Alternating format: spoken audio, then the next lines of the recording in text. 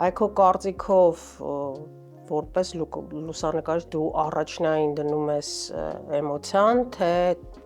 իդեալական կադրը տեխնիկապես մասը։ Դրանք տարբեր բաներ են, այսինքն կախված է ինչ լուսանկարչություն ես դու այդ պահին անում։ Կա լուսանկարչություն, որ ենթադրում է իրատակ տեխնիկական անթերի լուծումները, կա լուսանկարչություն, որ ենթադրում է իրատակ մենակ էմոցիա,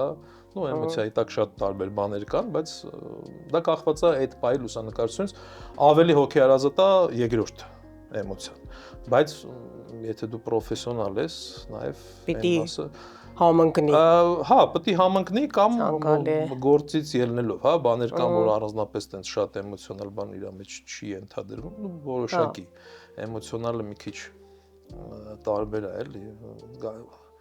զգայողական, մի խոսքով կան բաներ, որը պրոֆեսիոնալիզմ է պահանջում, կան բաներ, որ ուրիշ մոտեցումներ պահանջում են։